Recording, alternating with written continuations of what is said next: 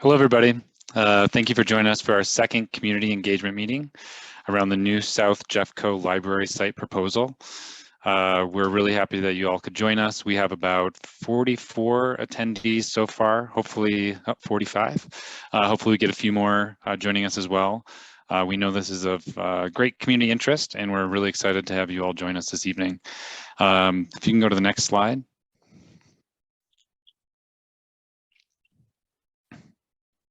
I'm Jay Rankins. I am a certified planner, and I'm with MIG. MIG is a planning and design firm. We have an office in Denver, Colorado.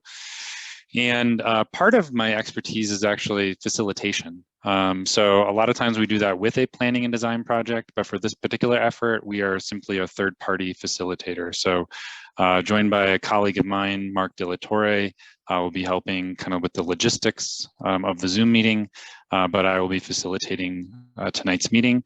I'm also joined by Tom Hobie and Donna Walker. Tom, if you'd like to introduce yourself. Good evening. Thank you all for attending. Tom Hobie, I'm the Director of Jefferson County Open Space. I also serve as Director of Parks and Conservation for the county, kind of a dual role here. Thanks for being here tonight. Great, thanks, Tom. And Donna? Yes, good evening. Hi, good to see everybody here tonight. I'm Donna Walker, the Executive Director for Jefferson County Public Library. I'm looking forward to our conversation tonight. Great, thank you, Donna. If we want to advance to the next slide. It's just an agenda for you all. We want to go over some meeting logistics. We want to catch you up on what happened in community meeting number 1, in case you were unable to participate in that, or as a reminder for those who did. We'll just keep that to a handful of slides. And then what we want to get to is basically sort of the themes that emerged out of that first meeting, as well as some additional community input that we received via email, via the website. A lot of people actually viewed the meeting afterwards. That's a good reminder, actually, that we're recording this meeting, just so everyone is aware of that. And we'll be posting this online as well. Tom will talk through several themes related to open space. Donna will be speaking to themes related to the library, and then we'll finish up with some summary of terms and next steps from Tom before going to Q&A. So we do have a Q&A function enabled for this meeting. If you want to go to the next slide. It's down towards the bottom of the screen on most folks' Zoom setup, or if you're on the phone, I believe it is also on the bottom or on a tablet, but it's Q&A. You hit that Q&A button and a window will open up where you can enter your comments and questions. It's not just limited to Q&A. And we will be reviewing those throughout the meeting. You're able to provide comments and questions during the chat, or sorry, during the presentation, excuse me. And then we will basically be culling kind of key themes. What we basically want to do is try to make sure that we're responding to as many people as possible in the most organized way possible. We may not get to every single question, we'll do our best, but we're definitely going to hit on every topic and every theme that is kind of entered into that Q&A function. Anything that we're unable to get to this evening, maybe more nuanced, maybe it requires some investigation, or if we simply run out of time before the end of our meeting, as it concludes at 7:30, we'll do our best to respond to those online as well. A couple other key points here. I mentioned that the meeting is being recorded. We would hope that your questions and comments are in fact respectful, but we expect and invite, all sorts of questions and comments. We don't expect all of those to be necessarily in support or in opposition. In fact, in our first meeting, it was about split, half and half, in terms of those who were in support and those who sort of were in opposition. And then there were some people on the fence too and just wanted more information. But so bring all of that, but just do that in sort of a respectful way. And then there is closed captioning available as well. So that should have popped up on your screen towards the top, but otherwise down at the bottom of the screen, there's a live transcript button, the CC in a rectangle. You should be able to enable the closed captioning there if you'd like to. Next slide. So for the process, there's a few givens, as regarding this proposal. So the first is that sledding will be enhanced or not impacted. So however this were to move forward, if it were to move forward, a key priority would be to maintain sledding at Sledding Hill Park. It's a critical component of this. Next is that the proposed library will include shared access parking, restrooms, and park-like outdoor amenities to tie into the adjoining open space and trails. So really thinking about sort of the symbiotic relationship between the park and the library, if it is to move forward, excuse me. The transfer or sale of the property is subject to Jefferson County open space requirements. So Tom will speak to those in a moment. And then also the Columbine Library would remain in all scenarios. And the new additional library is needed in the South Jefferson County area based on studies that have been previously conducted. Tom, on the next slide. Great, thank you, Jay. Good evening again, everyone. Just wanted to refresh everyone's memory. This is something we covered in the first meeting. This is our policy around the transfer of land that's over 5 acres, and for that matter, any acreage we treat in this way. The proposal, or whatever it may be, needs to have significant ecological, recreational, or cultural benefits to the community. The land value can be established by either us doing a staff analysis or a formal appraisal. In this case, we did a staff analysis. We'll talk about that a little bit later. And then the recommendation to the Board of County Commissioners from our Open Space Advisory Committee requires 8 or more members of that committee. There's 10 members on that committee. And of course, like anything else that we do that relates to real property matters, they need to be approved by the Board of County Commissioners.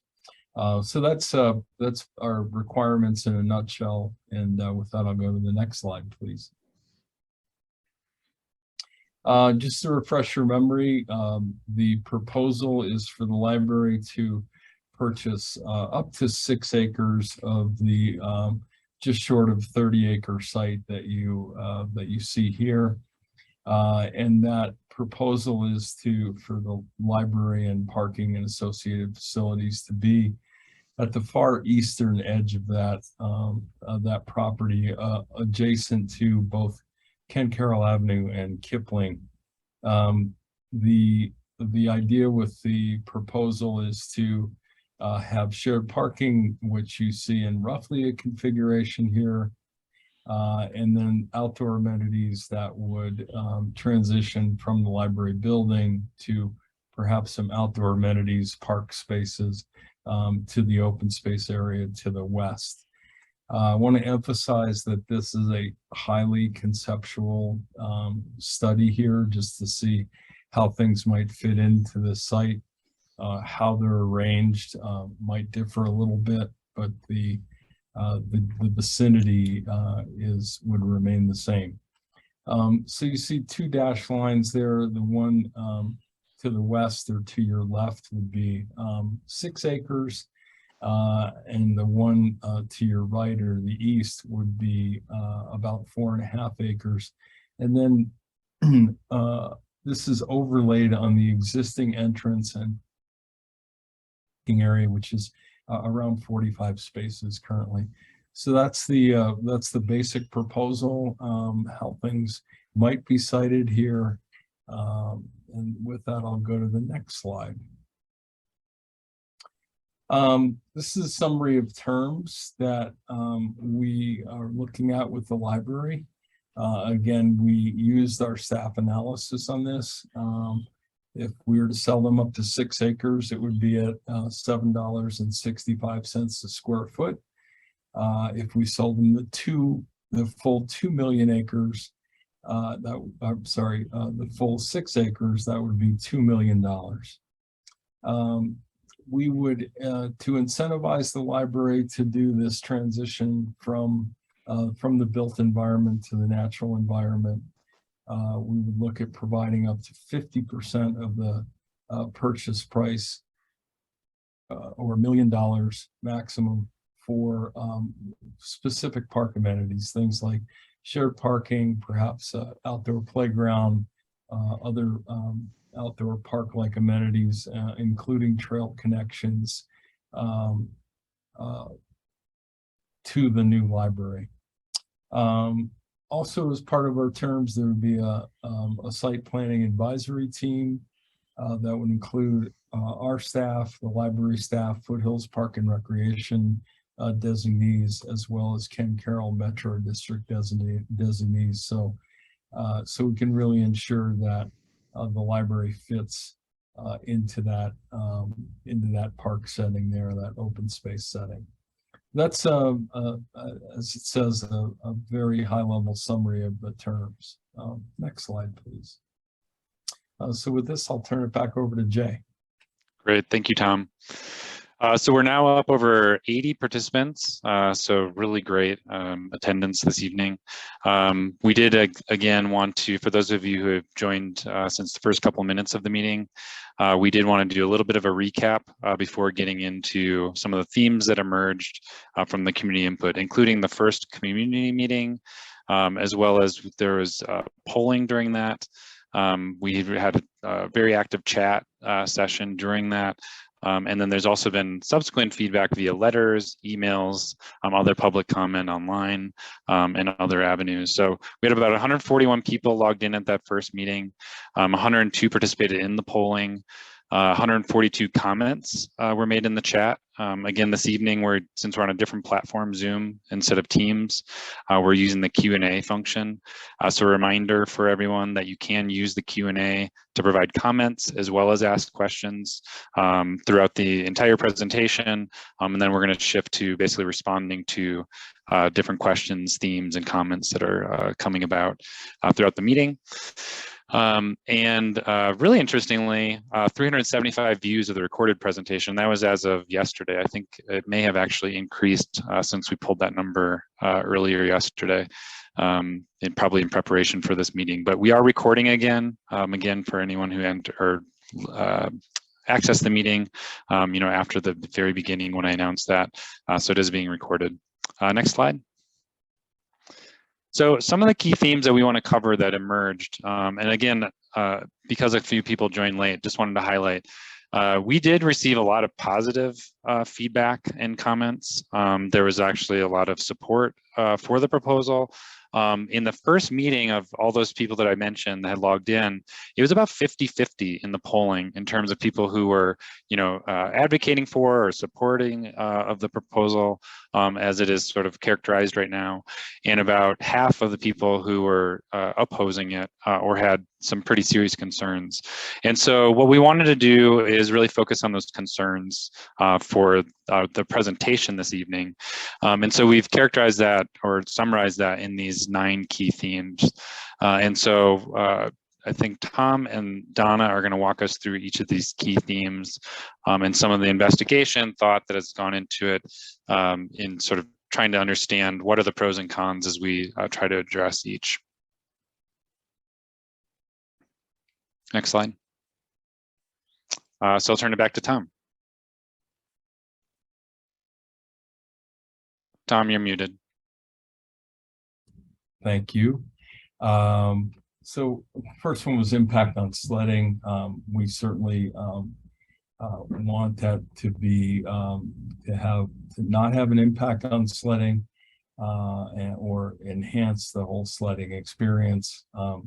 Again, 6 acres of the 29.6 acre site, up to 6 acres, I should say, could be occupied by the library and its facilities. The library building itself would be just under an acre at 40,000 square feet. So the remaining would be open area that would include that transitional zone of park amenities in addition to shared parking. So that's really our intention here, is whatever design we come up with, it doesn't impact people's ability to sled on the site, and that hopefully that experience will be enhanced by the use of library restrooms and the lobby as kind of a warming area, if you will, and then some outdoor spaces that will make it more of a year-round park amenity. So next slide, please. Community uses and loss of open space. This is certainly a matter of perspective. And I just wanted to share some examples of how we have historically accommodated various community uses. And there are a number of examples of this. We have purchased land that later or at the time of purchase actually has various buildings on it, recreation and golf course buildings. We have also accommodated a variety of storm drainage projects and public utilities projects that require us to be compensated for the different use of that property, but they are community uses and community benefits. We do all need storm drainage facilities. We do all benefit from public facilities. In that light, libraries do serve the community and are a community amenity, albeit not a recreation amenity. But in this case, we are looking at that transitional area. Again, this new South Jeffco library, if it were to occur, would come with added park and community amenities in many different forms that we've discussed before. So yes, the building would transition, or the 4.5 to 6 acres would transition from open space to a parkland use, to a built environment use at the far east end with the library building itself. So next slide, please. Impacts on wildlife. We talked a little bit about this at the first meeting, and the reality is that this is a 30-acre site that has been isolated by all of the surrounding primarily residential development. That often does not create an ideal situation for wildlife habitat because it doesn't allow the kind of area or the kind of movement that wildlife need to thrive. Of course, this particular proposal is located at 2 very heavily traveled roads. The vegetation quality is extremely low, and as such, it really offers very low measurable benefit for wildlife habitat. And then lastly, there's quite a bit of concern about the prairie dogs that occupy some of this site. And we would make every effort to relocate those prairie dogs from the library site, either onto the existing site if the carrying capacity allows for that, or off-site. And our primary relocation site these days is the Rocky Flats National Wildlife Refuge. So we do have a location for off-site relocation should that be needed. Next slide, please. So I'm going to turn it over to Donna to talk about the next couple of slides because they are library centric. Donna. Thank you, Tom, and thank you, Jay. Yes, and thank you for pointing out that we did have many people reach out in enthusiastic support of this proposal, and that tonight we really are speaking to the concerns. And while we said that one of our givens is a need for a new library in South Jeffco, we wanted to respond to that in more detail today to respond to some of those questions. So our response to that question is that the population growth has created a need for more convenient access to library services and additional physical space for people who use the library in person.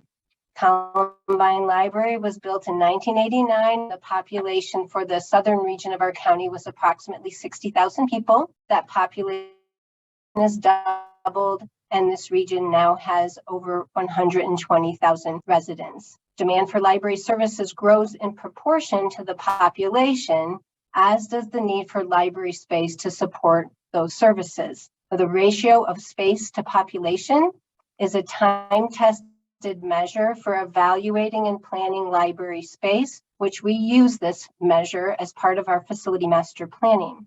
So we are creating a library for the future to reach more people in the south part of Jefferson County.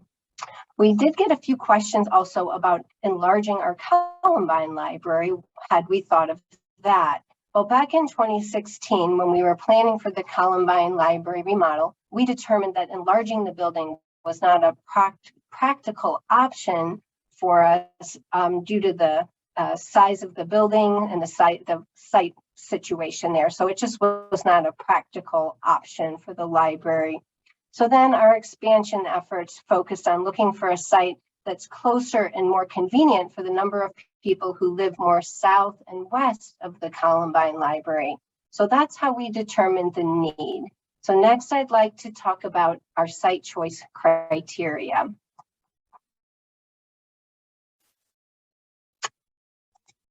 So then we did get some questions about how we came to pick this particular site. So back in August of 21, our library board reached consensus on some key criteria that included factors like location, convenience, size of a parcel, and sustainability and stewardship. Our criteria for boundaries were determined using data and mapping that showed us factors like population density, households that use the library regularly, households that use the library less regularly, and households that don't use the library at all. This information helped us refine our search criteria to find opportunities to reach more people. We also looked at errand routes, major thoroughfares, and ease of accessibility to a location to help define the area of our search so the new library would meet the needs of people who live more south and west of the Columbine Library. In addition to meeting these key criteria, this partnership opportunity does allow us to improve both park and library services, which we see as an added value for the community. So these criteria were used by our commercial realtor in their search. So let's talk next about that process. We were also asked some questions about our process for selecting this site. Along with using commercial property databases, our realtor worked with other commercial brokers in the metro area. They also reached out to developers as part of the search process. None of these inquiries resulted in a suitable match for a building to repurpose for this project. So due to a lack of suitable buildings within our search boundaries, the library expanded the search to include property. We cast a wide net and then curated our list of dozens of properties down to the few that came even close to meeting our most basic criteria. We carefully reviewed and ranked 10 existing buildings and an additional 17 sites. Most of these sites were too small in terms of building size or lot size. Our two most heavily weighted ranking criteria are building size and lot size. Other sites we looked at had subsidence concerns or were already planned for development. This shortage of properties of this size in South County has been the state of South County for the last several years. So we had some people reach out to us and ask us, had we looked at particular sites? Everyone that was suggested to us was one that we had considered during our search. So I thought it might help to share a few examples of what was shared with us. So the horse property on the east side of Kipling between Ken Carroll and Coal Mine, that has subsidence issues. The buildable area is limited. The location is farther north than is desirable for our purposes. Yes, there's an empty medical building at Coal Mine in Wadsworth. It's currently marketed as for lease, not for sale. And the largest unit is just over 18,000 square feet. which is much too small for our purposes. And there's the land at Ken Carroll and Sims. This land was already in the planning stages for development of single-family attached homes, and so not an option for the library. So people asked, did you look at these sites? And the answer is yes. Some residents have also asked if we might be able to repurpose one of the schools slated for closure. Out of the 16 schools on the list for closing, only 2 are south of 285 and east of the mountain communities. Both of these elementary schools are outside of our library service area that we've identified and also outside of our property search area. So that's how we came to where we are today, which is in conversation with open space and the community about this particular site. So some other questions that we were asked were about the funding. So this project is fully funded. In November 2015, the Jefferson County voters approved an increase in our mill levy to improve and expand library services. And so that funding makes this new library possible. This project is budgeted for through our capital improvement plan. We have saved for this project. The funding is in our reserve. And you see there, we've been asked about the budget. So that is the total project budget is just over $25 million. Okay. Next slide, please. So we were asked, some concerns were voiced about people experiencing homelessness and their use of the library in general and the library grounds. So we wanted to assure all of our neighbors down in this area that we have effective policies in place to address behavior. Our policies apply to all people. For example, camping and overnight parking on library property are not permitted. And if it helps, back in 2022, there has not been a single incident reported of camping at Columbine Library. So in this region, we have not had an incident reported. So both our code of conduct and our policy about the public use of library grounds are available on the policies page of our website, which is linked there. Okay, and then we got some questions about the impact of traffic when we have a library on this corner. If we had a library on this corner, how would it impact traffic? So our preliminary data shows that traffic will be minimally impacted. You see the current traffic count there of the number of vehicles passing through this intersection of West Ken Carroll Avenue and South Kipling Parkway. And so then what we did was we used our hourly people count of our busiest libraries, which are Columbine Library and Belmar, as a basis for an analysis. So the peak library activity is from 10 a.m. to noon, Monday through Friday. The peak intersection traffic is from 3 to 6 p.m., Monday through Friday. So there's not an overlap there. So, and during peak intersection hours, the anticipated increase would be approximately 2.5%. So that is the high number. The impact to the traffic count could be potentially even less because this would be on people's errand routes and also people bike and walk to the library as well. We also got questions about access. Now, how would people get in and out of that site?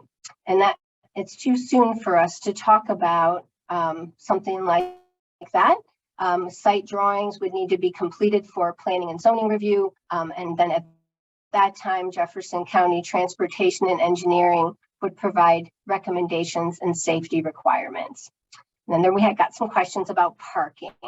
As part of our agreement, we would share an improved parking lot with park visitors. So those were the things we heard in our questions before and during and after the last community engagement meeting. And this is our response to what we heard in terms of those questions and those themes.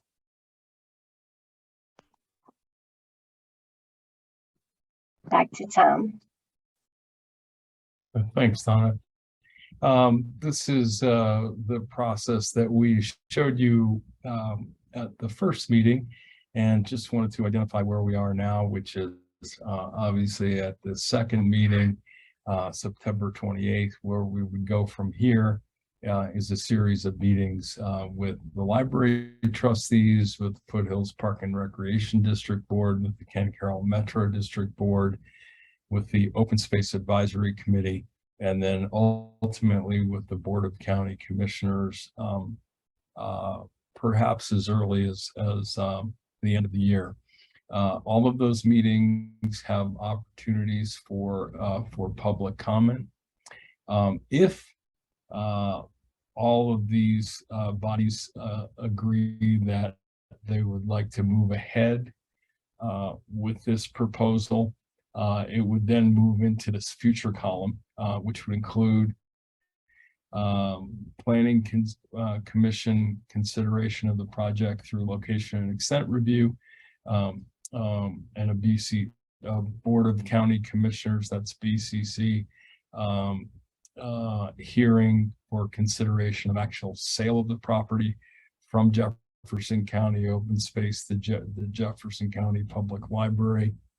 And then from there, the library would have a variety of different approvals for design and construction of the site. I just wanted to review that timeline, where we are, what next steps are beyond this meeting, and you can see those dates here. Again, this is being recorded and will be available online, and I don't want to flash by this too quickly, but just to give you a sense of where we are in the process. So Jay, I'm going to turn it back over to you. Great. Thank you, Tom. So we've been getting a lot of comments and questions throughout the meeting already. And again, and I apologize for everyone who's mastered it already, but there's a Q&A function in Zoom. It should be at the bottom of your screen with the little speaking bubbles and a Q&A. That's where you can enter your comments and questions. Again, we're going to spend the remaining of the time responding to or addressing as many of the kind of themes that we're seeing within that specific questions where applicable. And anything we don't get to, we will do our best to respond to online after the fact, and it'll be paired with the recording of this meeting. So a couple of things that we're hearing so far, maybe first focusing on the site design. Tom and Donna, maybe giving us a little more insight, and I know it was mentioned already, but a little more insight on sort of how far has that design process gone so far? How much change is potentially, or could occur? And I do want to reassure people, we did a double check that site concept, which is basically a test fit, I think, is to scale. So that is to scale. I think there were some questions about whether or not that was in fact to scale. But so maybe we start there. I have a couple of follow-ups related to that. So Tom or Donna, speaking to sort of where we are in that process. I'd be happy to jump in first, Jay. The general design intent is to have the building at the far east end of the site, so we can make this transition that I spoke of earlier from the built environment, or the building in this case, to a more park-like setting, to the open space setting to the west, if that makes sense. I'll let Donna speak to the remainder of the question. Yes, Great. Thank you. So I think the question, if I want to be sure I heard that, was just how much work has been done on the design? Is that the question, Jay? Yeah, and I think some people are wondering, we showed a diagram, is that exactly where the buildings go? Those sorts of things? No, so we have done no design work. The only work that we've done is to do a test fit, to see what would the size building we'd like to put on the site, would it fit, how much space would it take, and that's just a test fit. We wouldn't have spent taxpayer money on going further with a design and with a proposal that is still under consideration. Okay, great, done. And then some people were wondering, what is then the process moving forward? So if the proposal does in fact move forward, we do go to that fuller design like you were speaking of.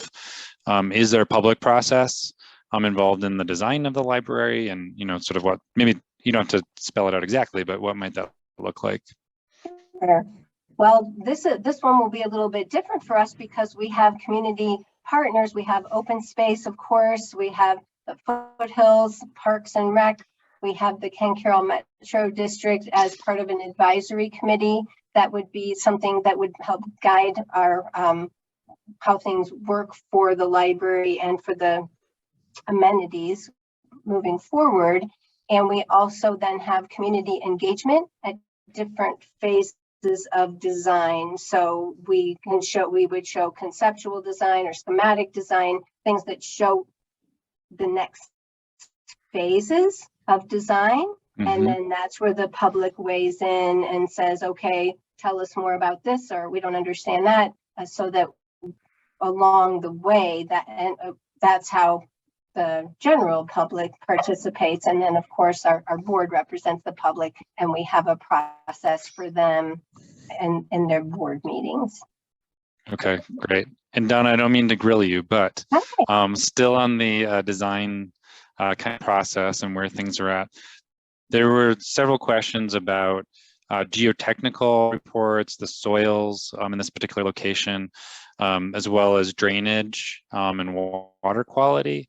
Have any of those things been looked at yet, or is that to come? Yeah, that would be to come. We wanted to have these conversations first, so that wouldn't be something we've done yet. It's certainly would be on our task list. Tom maybe would have some more information about, in terms of access to the site. Those things aren't yet. Great. Thank you, Donna. A comment that I just wanted to put out there. There have been some suggestions on some of the things, if this were to move forward, some of the things that people would like to see considered. An example of that is a request for pedestrian access from Williamsburg too. So that's one thing that could be looked at is additional pedestrian access, of course. Other ways to get to the site, to access the open space in general, could be part of those improvements for sure. Tom, there's some questions in the chat about sort of the valuation of the land. I know you mentioned there's a couple different ways to go about that. I was just curious if you could maybe elaborate on that a little bit more. And people were sort of citing some old, the original sale number and how does that come into play at all? Those sorts of things. Yeah. So let me speak to that. I did notice in the chat that someone had identified that we had paid $30 million for the site in 1999.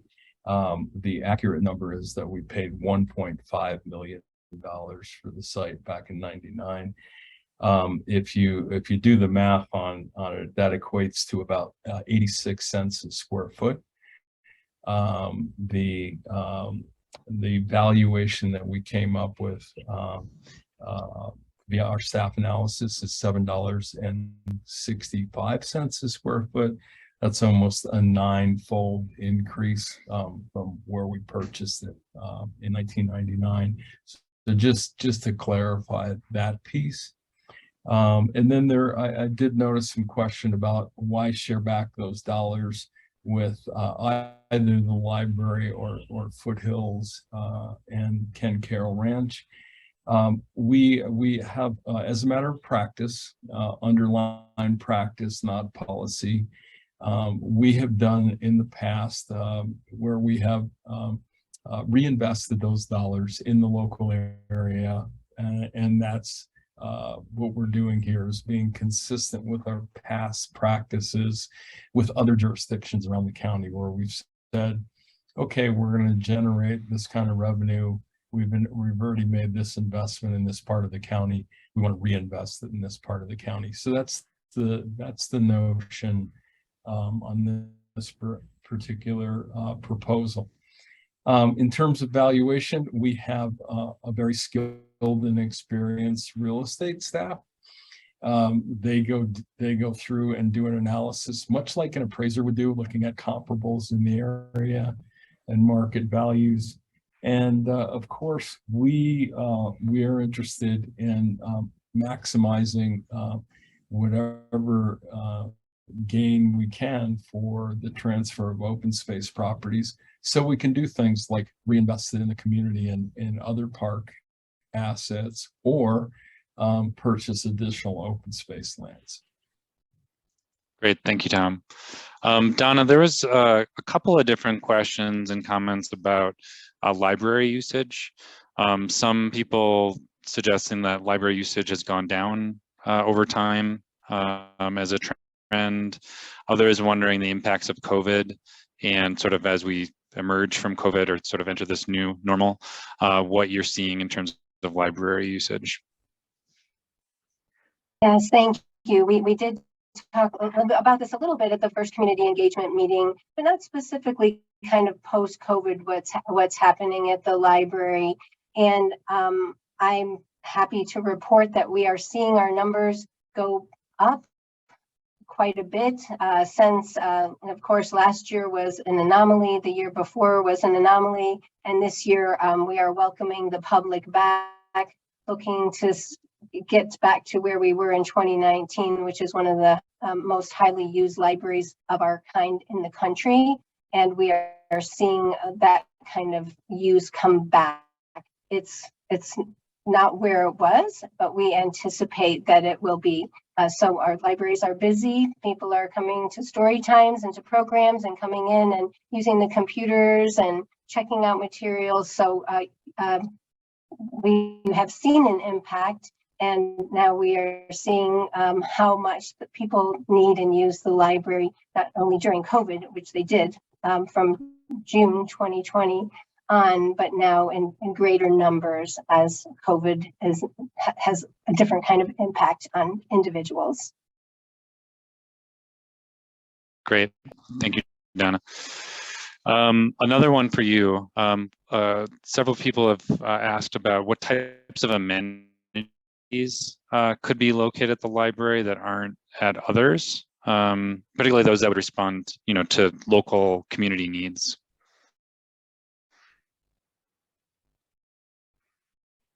Well, thank you for the question. So this is what would be one of our large destination libraries.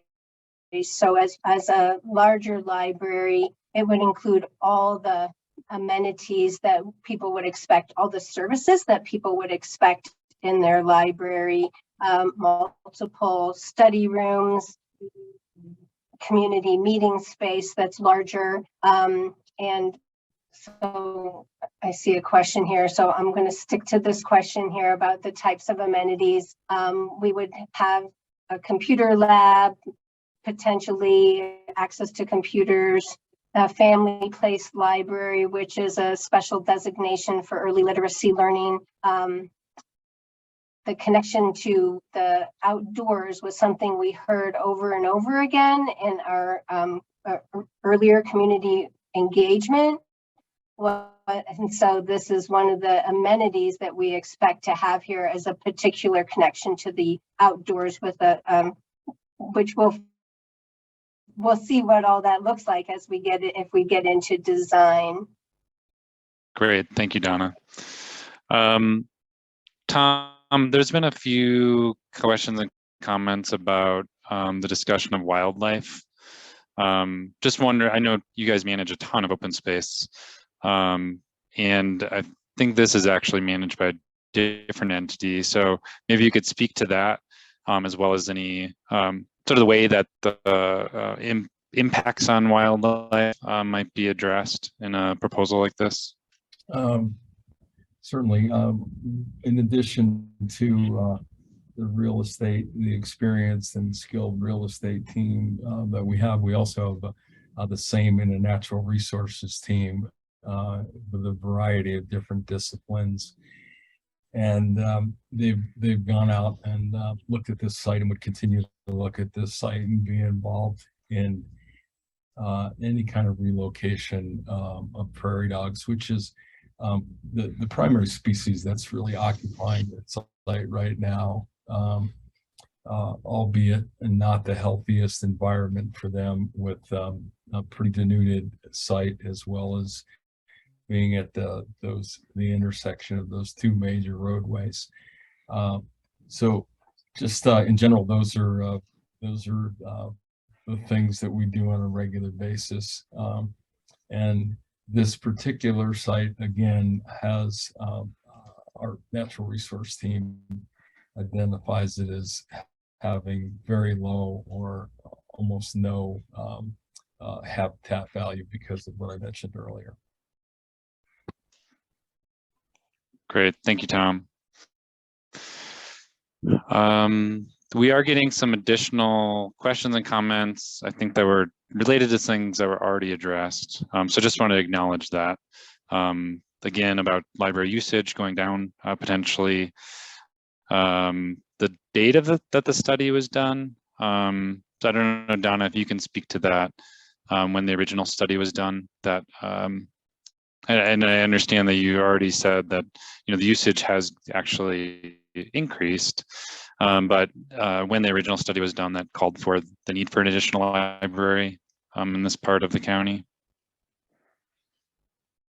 Oh, the need for original need was in 2018. We can go back before that, because part of our when we went for the mill levy, this was an identified underserved area. So even on our website, if you search, you can find there's things going back that long. But the more detailed information and started more in 2018, where we can point to things if people want to see all of the maps and things that we presented in our board meetings. We have all of that information on our website, and we're happy to point people so they can go look and see all of that data around population density and the heat maps, and the active households and inactive households and other households we can reach. Great, thank you, Donna. I'll come back to you in a second, but Tom, another one for you. Some people have asked about the impacts on the sledding hill.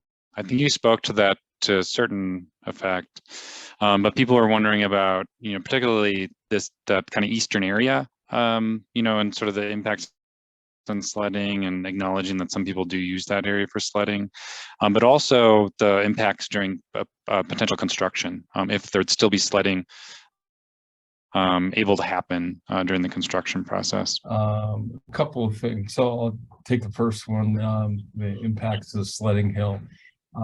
We are aware that portion, the very western portion of what the library site might be, there is some sledding that occurs there. I'll just remind folks, it is a 29.6 acre site, so there would be remaining acres, and also the benefits of that is increased shared parking, the ability to use the library restrooms, as well as the lobby of the library for a warming area. So those are enhancements to the experience that don't exist on site right now. Also access to water, etc. So whatever minimal impact there might be, I think would be offset by some of those benefits. Sorry, the second part of the question again, Jay? The impacts or potential impacts to sledding during construction, if this were to move forward. Yeah, we would certainly, we want to make sure that it's a safe situation while any construction is occurring at the library. I see the main impact being with the parking. It's something we'd try to work through and would make every effort to not impact sledding during the construction of the library. But safety first here. There could possibly be some interruptions, and those would all be in the interest of safety. Great, thank you, Tom. And then Donna, related to construction, I doubt you know an actual construction timeline if this has not gone to design yet, but do you have any experience from previous library construction projects of how long, you know, a range that it might take to construct something like this? Yes, we usually say a year to plan, a year to build. So that's the planning part. You know, as I said, we haven't started any design work, so that's a timeline general timeline. Okay, great. And then I guess, Tom, back to you. There's I think you addressed this earlier, so I apologize for asking you to repeat. But there was some questions about this piece of land, if it's going to be sold.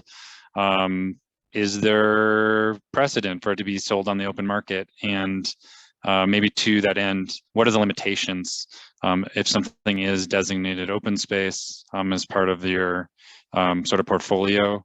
What are the limitations on the use of that land? Well, as I said earlier, we evaluate these proposals based on ecological, cultural, community benefits. We also recognize that this property is very important to the community, both as open space and as a sledding hill. I think we refer to sledding a lot. That occurs maybe a couple dozen times days a year, perhaps a little bit more with some of the storm events we've been getting lately. But for the remainder of the year, it's open land, which we understand people want and enjoy. And so the property is protected. If there were any movement to do anything in addition to what we're talking about, it would require us to go through all the processes that I outlined earlier.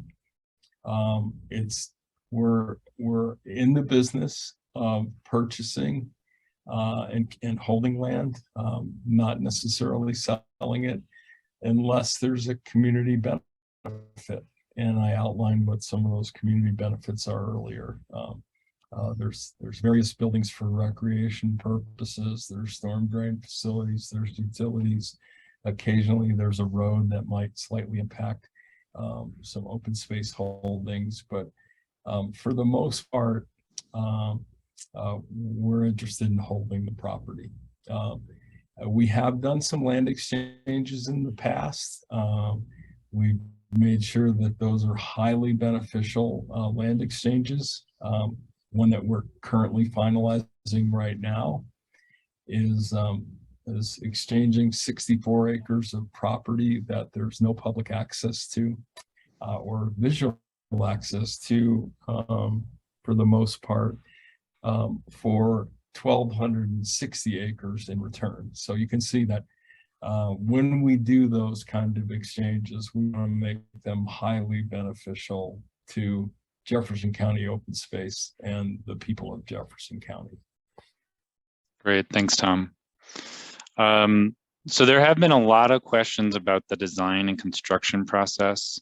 I know Donna addressed earlier that there's a lot of studies, a lot of requirements that the county has through those. I don't know, Donna, if you can kind of speak to those. Some of those that have been mentioned are, the building review process, of course, but excavation, soil testing. A lot of people have talked about contamination of the soil, the quality of the soil, its structural integrity, dirt storage, so on and so forth. So I don't know how well you're versed in the specifics of the county's review process, but anything you could say on that would be helpful.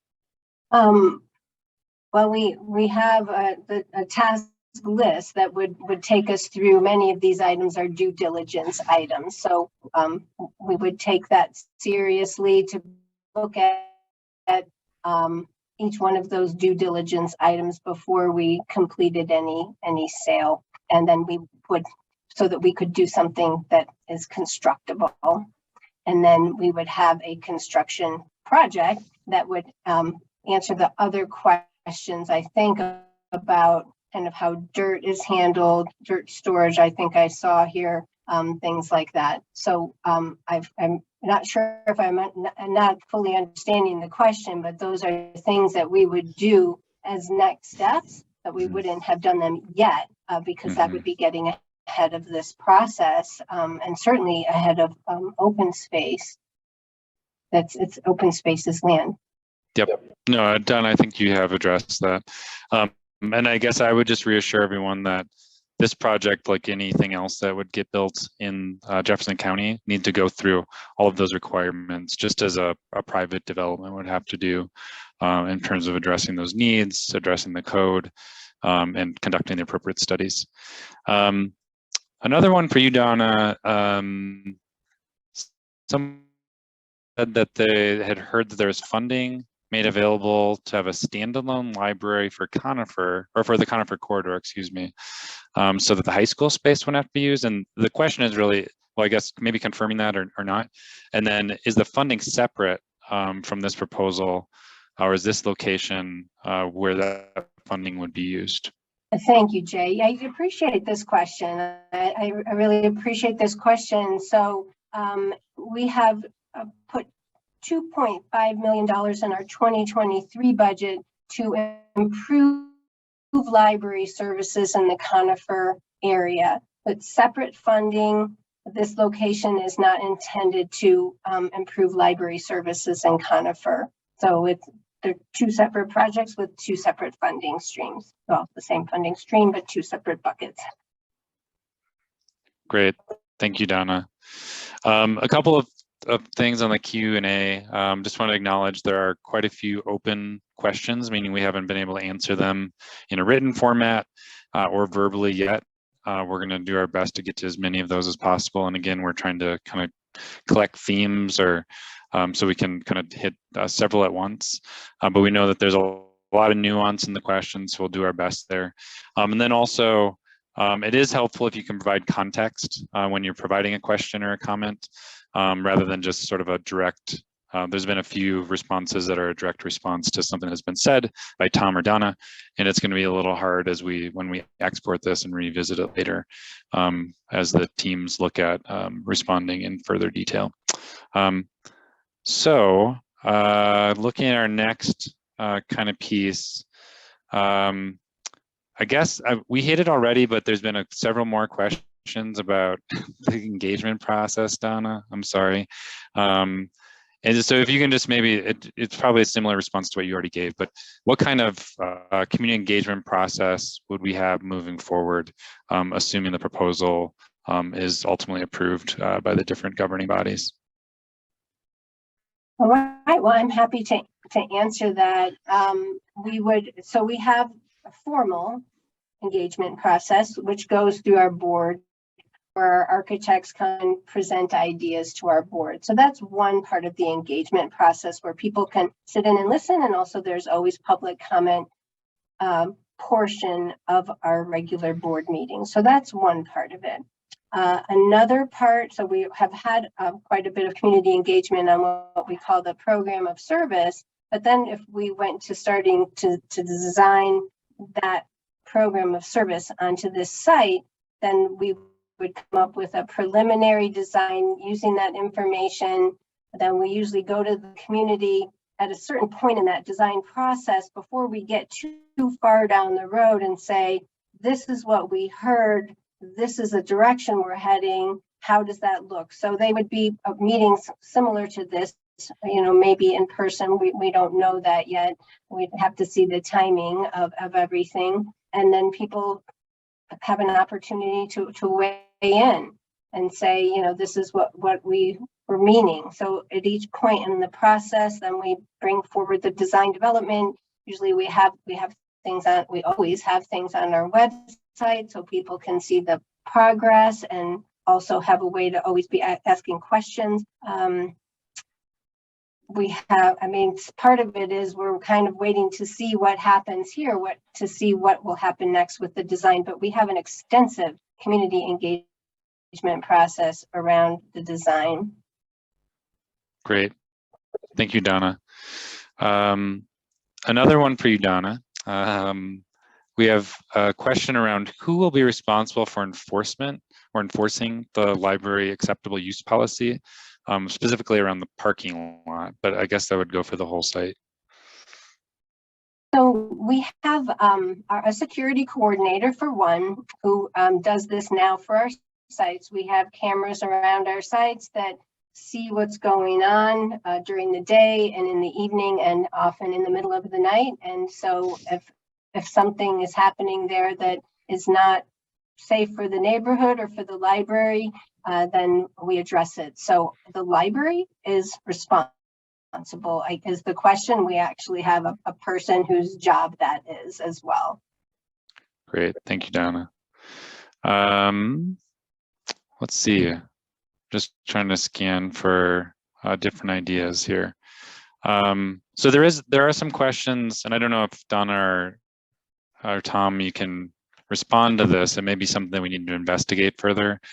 But there's some questions about the impacts to surrounding neighbors, noise, light, flooding has been mentioned. I'm not sure if that's flooding or sort of runoff, but just wanted to see, we'll definitely note that as a theme, but anything that Tom or Donna, you would say in response to that? I guess I'll just touch on the flooding piece. I think all the homes down there outside the floodplain, or they should be, and there'd be a storm drainage study done associated with the library. There would be stormwater detention requirements before it's released into the drainage that's on the north end of the site. So there's a number of different steps associated with storm drainage and flood control that would come later in the process. Great, thanks, Tom. Yes. Donna? Yeah, the other thing I would add to what Tom said there is that we have another library, if this helps to put things in context for people, like our Stanley Lake Library up north has a similar situation to neighbors. We're very conscious of doing downlighting and noise mitigation. We really don't get complaints about that. If ever something malfunctions, and neighbors let us know if we don't catch it first ourselves, but we are very conscientious about that. Great, thank you, Donna.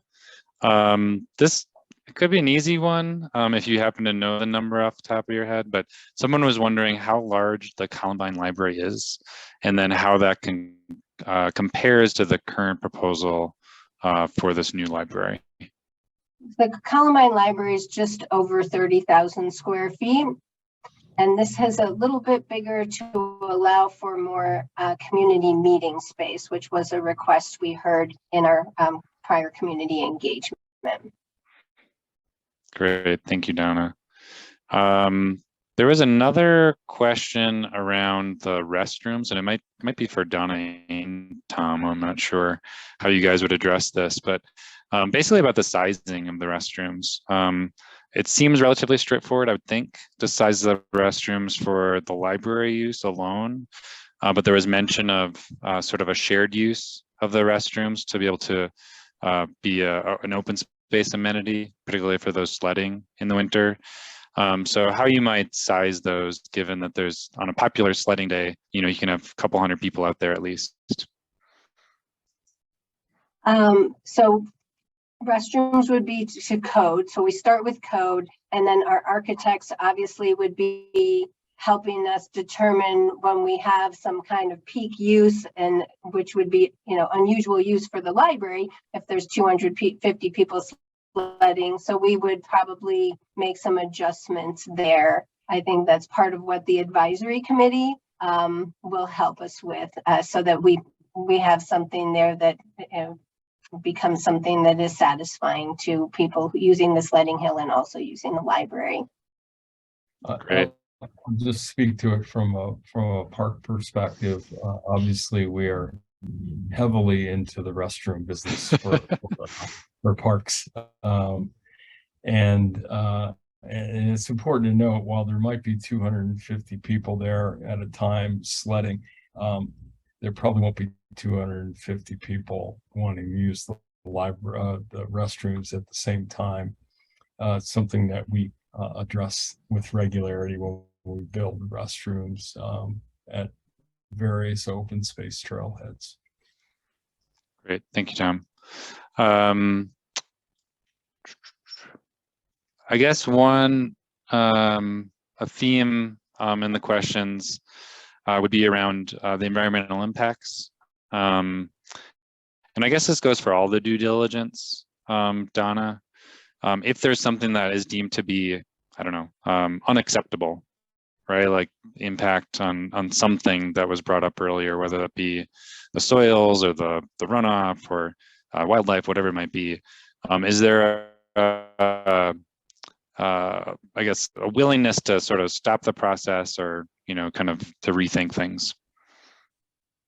Oh, yes, of course, we want to be responsible stewards of taxpayer dollars. So we would take each point into consideration, right? It's kind of like when you buy any kind of a property, things aren't probably going to be perfect. Some things will be a little bit, might present more of a challenge, but that we take it all of a piece and we see, well, is this something that is still a good value for our taxpayers? And then our library board of trustees are the decision makers, just as Tom said, for the board of county commissioners has the final say on the sale. Our board of county trustees, of library trustees, has a final say on whether they would want to move forward. So they would have that information all together and be able to say, yes, we're willing to take this risk with, this situation or that, or not. Great. Thank you, Donna. I know that we have a resources slide coming up as well. I don't know if we want to advance to that, but there have been questions about data and resources. And so I think the main two are around the previous studies that have been done to sort of concluded the need for an additional facility. And the second is around site selection criteria. So I don't know which of those are available publicly, which are not, but Donna, if you could speak to that. And if there is a way to access that, if it's not currently available. I think the best way to be able to answer those questions for the individuals who are asking them is if we follow the link there to our South County page. There's an email address, and then we will be able to answer individual questions in the best way that meets what they need to know. Some of the data that we presented to our board, certainly all of that is public. It's just hard to sort through, and we want to really be able to understand their question. Great. Thank you, Donna. So let's see. Jay, I think, if I may, oh, go ahead, Tom. I realized folks have a lot of questions about a variety of different things, and the answers to those questions, some of them obviously we're able to answer now, and others we just are not able to answer, and in some cases it wouldn't even be wise to answer them at this point, because we would be perhaps investing or spending dollars prematurely before we get to a certain stage in the process. So understand that people have curiosity about a lot of different things. That information will come over time. What we don't have will come over time. And it's difficult to answer some of these questions now. Thank you, Tom. Tom, I think you mentioned this earlier in the presentation, but around property values. I know it's very tough to say in a particular instance if property values will go up or down based on the change to something adjacent to it. But if you first, and then Don, if you had anything to add around the potential impacts or impacts you have seen around other open spaces that have been, improved in different ways, or libraries specifically. Jay, I'll speak to this. We talked a little bit about this at the first community meeting. There are a number of studies out there that take in a variety of different circumstances, but in general, public parks, open space, community buildings and the like do have a positive effect on property values. I think in the library site, there's a number of those studies that have been cited. I can tell you that when I see real estate listings anywhere proximate to park locations, the realtors are not only showing pictures of the inside of the home, the outside of the home, the yard. They're showing pictures of the nearby parks and trails, and that's going to tell you something about the value that they add to a particular neighborhood. Great, thank you, Tom. Don, anything you would add around libraries and the property values? Thank you, Jay. I think the best thing is for people to follow this link to our website. We have put resources there for people to look at. There's not a lot that's super current due to COVID. So they're a couple of years old, the things that we have that show that, and really people would want to be able to tell for themselves, what does that mean to the kind of their property that they mean? Are they talking about their home, their business, or other kinds of things? So I would recommend that. And we're continuing to look for any new information and update that as we find it. Great, thank you, Donna. Tom, another one for you. Is there an entity, or what entity would be in charge of relocating any wildlife that is on this particular portion of the park? We would work with the library and Colorado Parks and Wildlife. Colorado Parks and Wildlife is responsible for Colorado's wildlife,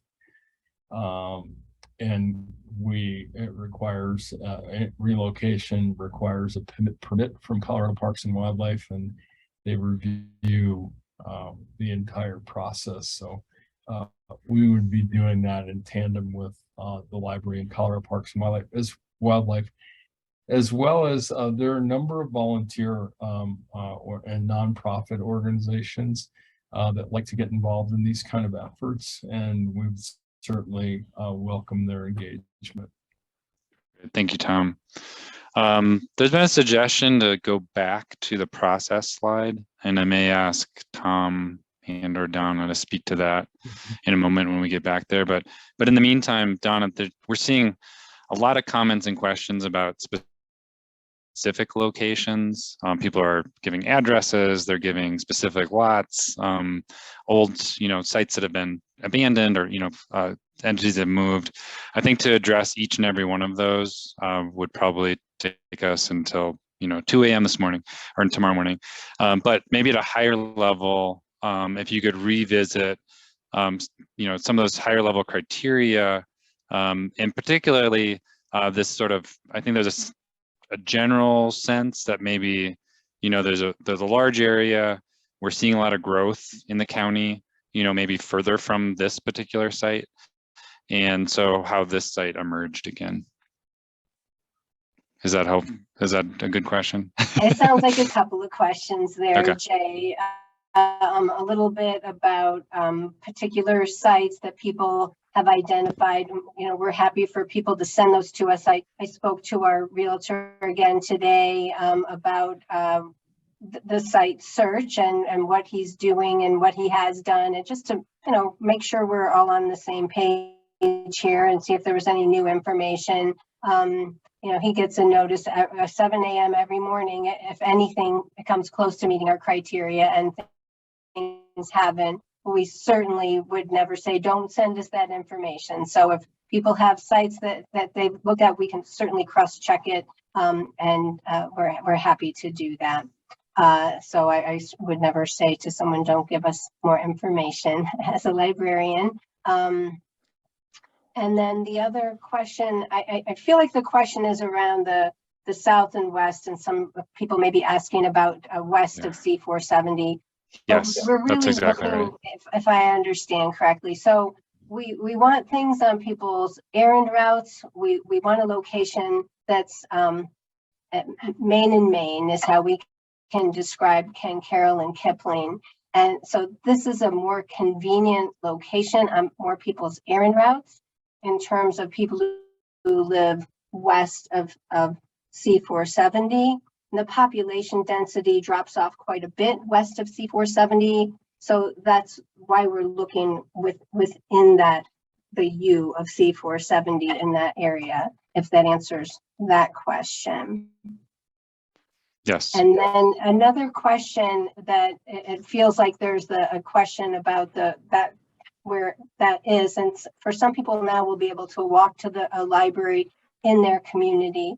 This is more located in the community farther south and west.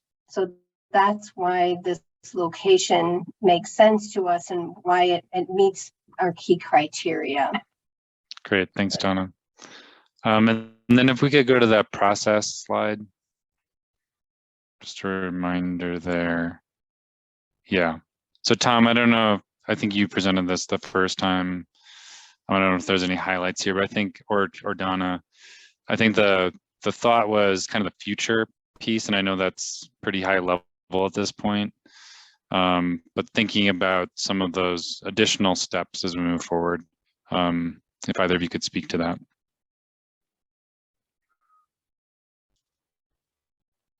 Tom, you're muted. I'll quickly jump into what's next, and what's next are these couple of meetings later this month, early next month, and then into December to determine whether or not the sale of this property is something that meets the approval of these various bodies. If it meets the approval, particularly of the Board of County Commissioners in our case, then it would move to this future phase. And that would include all of these steps. Planning Commission, because the sale of the property would not be complete until the library does all of its due diligence, gets all of its approvals from the Planning Commission, from their trustees, etc. So at that point, we would execute the purchase and sale agreement to the property, for the property, to the libraries. So I hope that helps clarify it a little bit. Right now we're in this kind of present phase. Donna's talked a lot about the work that they've done in the past phase, the columns and left, and the future phase may or may not be yet to come. Great, thank you, Tom. Donna, and I guess Tom as well, just a question about whether or not, and I know there's a lot of different stakeholders, in addition to individual residents who are obviously very important as well. But there was a question about if the HOAs or any of the HOAs have been directly engaged. So that would be kind of a yes or no. I guess if yes, how, and if not, what type of outreach in addition to maybe community meetings could be done or have been done in the past on a project like this? I'll answer that, Jay. We relied on this meeting and notified folks who live in those neighborhoods and belong to those HOAs, but we haven't directly engaged those HOA boards. Certainly we have done that and can do that and would be willing to do that. Great, thanks, Tom. Anything to add there, Donna? Yeah, I would add that would be next on our list here, so that we would want to get to know our neighbors and be in good conversation with them. So that is definitely something we would want to do more of. Great, thank you, Donna. I'm just looking to our team, scanning all the questions, see if there's any new comments or question themes that have come in. I'd ask Tom and Donna if you guys want to scan as well. Oh, here's a good one.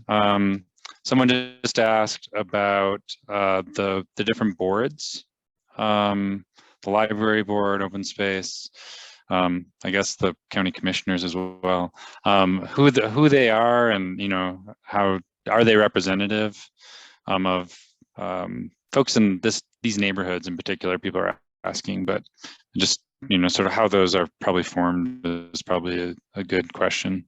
Yeah, I can speak to the Open Space Advisory Committee and the Board of County Commissioners. First off, starting with the commissioners, they do represent specific 3 different districts of the county. District 1 is the northern portion of the county. District 2 is the kind of the middle portion of the county, east to west, along the I-70 corridor roughly. And District 3 is the southern portion of the county, actually the largest landmass that includes this area and most of Evergreen and Conifer. And that's the commissioner in the district is Leslie Dalkemper. And I think some of you have already contacted her. If you simply Google Jeffco commissioners or Jefferson County commissioners, you'll get right to a link to those elected officials. They are all elected, even though they serve a particular district. They are all elected at large. So everyone in the county elects all 3 commissioners. Our Open Space Advisory Committee is appointed by the Board of County Commissioners to make recommendations to them on a variety of open space matters. We have several people who live in this region of the county. One who served on the Foothills Park and Recreation District for 10 years. Go ahead, Donna. Yes, thank you. And then the Library Board of Trustees is a governing board. They are appointed by the Board of County Commissioners. So by governing board is that they make the decisions around a property purchase. They have fiduciary responsibility for our budget, and they are so they're appointed. They don't represent they represent the entire county. So they don't have they're not like representative of certain areas. They represent the entire county in terms of their decision making. Did that answer the question? Yeah, I think so. Thanks. This gets into I think one of the things that you said is people could email directly, Donna, about specifics around selection criteria, individual sites, that sort of thing. But we did get a few questions about existing buildings and adaptive reuse. And just curious, is that a criteria? How does that kind of work into things? And if so, maybe at a high level, how that did or did not play into sort of the elimination of different sites. Yes, thank you, Jay. I'm happy to answer that question again. So that was our preferred state when we started this project as a more responsible fiscally. So it would be cheaper to do, and it would be more sustainable. There were no properties that were near the size we needed. Some of them were for lease. Some of them, it might look like a big empty storefront, but only certain parts of it are available. So we, at a certain point, we went to our board and said, there are no buildings available. There are literally none. How long do you want us to keep looking for that, was the question. And can we, while we continue looking for a building to repurpose, may we also start looking for land? So in terms of that's at a certain point, then we can wait and wait and wait, or we can keep moving into another area to see if something else is available that would work for the library. And the answer was yes, go ahead and start that other search. So both searches searches have continued concurrently, and there continues not to be a building to repurpose that meets our criteria, particularly when it comes to size. But secondarily, I will say around the connection to outdoors, which was an important element of the library that the community asked for, a connection to the outdoors, but the primary weighting is around size. Great, thank you, Donna. So we're coming up on time. A couple of things I wanted to acknowledge that we're seeing. I think there's a lot of interest in how the engagement process will move forward, both in terms of different forums. So I think that's something that we can follow up with, identifying any specific opportunities.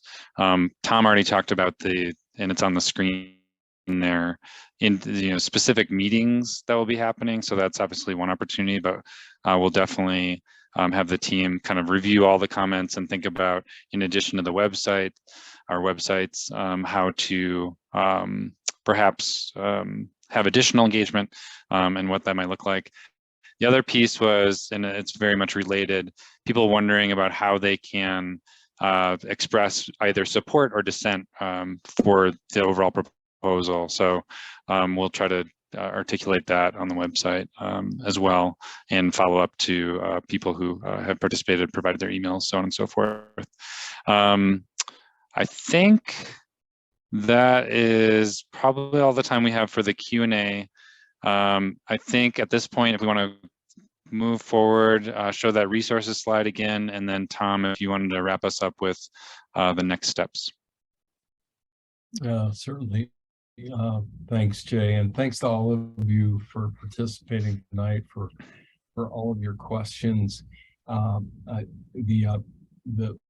process slide clearly outlines the next steps and dates of those meetings with the library trustees, the Open Space Advisory Committee, the Foothills Park and Recreation District Board, the Ken Carroll Ranch Metro District Board, and then ultimately the Board of County Commissioners, should this proposal go that far. So those are the next steps. Certainly you're welcome to send us an email at the website that'll be listed when you click on this JCOS website, and share additional thoughts to this, pro, con, or otherwise. In addition to any suggestions that you have, many of those have been brought up tonight. So with that, I thank you all for participating tonight, and we'll look forward to meetings with these various boards and committees. Thank you, Tom. Any final thoughts or words, Donna? Yes, thank you. I just wanted to thank everyone for coming and engaging and asking your questions. And we encourage you to continue to ask those questions and participate in the ways outlined here, and to send us emails through the South County webpage. That's a great way to connect with us further. Thank you all for being here. Great. Thank you, Donna. Thank you, Tom. Thank you for the teams at Jefferson County Public Libraries and Jefferson County Open Space. A lot of work has obviously gone into this, and a lot of work to do yet.